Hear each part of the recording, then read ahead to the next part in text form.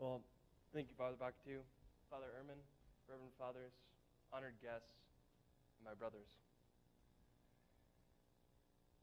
Have you ever met a priest that, by his example, gives you courage to follow your call?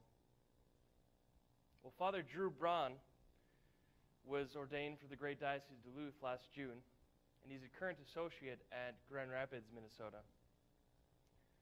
He is my priest hero, and yes, he is my oldest brother. And I can say without reserve that I'm here today, and I'm the man who I am because of him.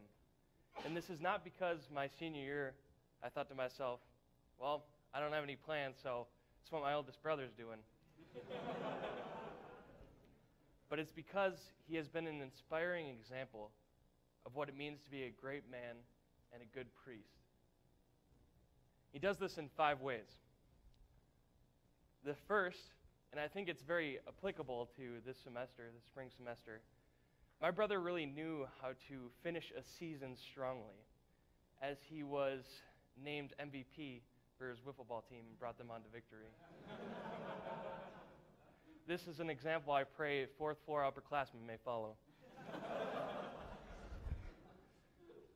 The next 2, on a more serious note, is his great authenticity and humility.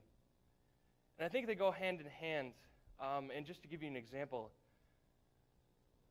one August, before he was about to go back to minor seminary, he stopped by me in my brother's room and said something quite unexpected. It was something to the effect of, "Don't be afraid to be yourselves." Now, this wasn't some Peter Pan Disney mumbo jumbo.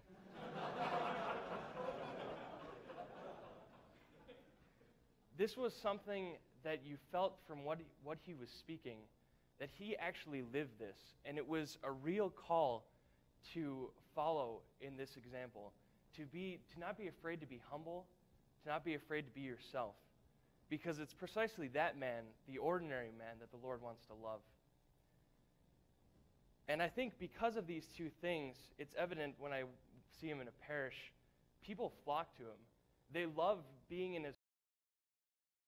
It's almost contagious, the way he's so down to earth and so real.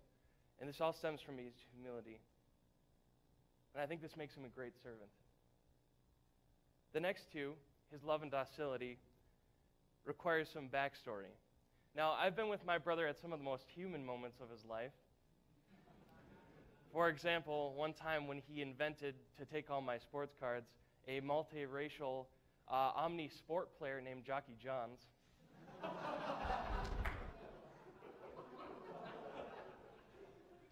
Or when he taught me that the middle finger meant I love you.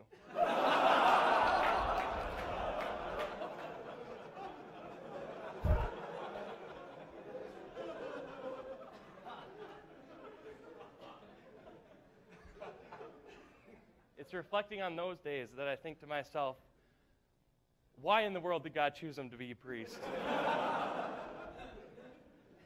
I mean, he's a very simple man. He's an avid outdoorsman, and when I mean avid, he often came back from minor seminary and said, you know what, I think I've changed my call. I'm going to live up in a cabin in Canada and just out in the Boundary Waters somewhere. And I'm not going to become a priest. And, like most of us, he had a hard time with the structure, with school, and he beat up on his younger brothers.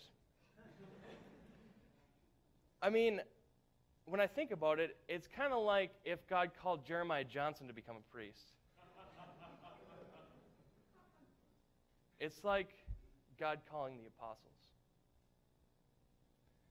Now, Christ called the apostles not because of any extraordinary gifts that they had, but because that they had a great love, and they were docile to the Lord's will.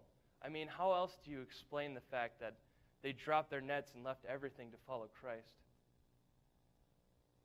And this is what my brother shows people. He gives them the courage to not be afraid to drop the nets, to drop anything that might be holding them back, to follow the Lord's will.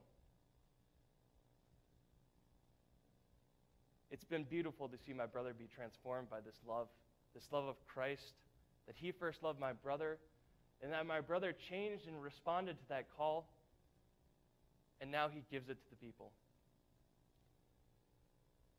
So, my brothers, Father Drew is my priest hero because he is a great lover and a great servant, humble and docile before the Lord. Praise be Jesus Christ.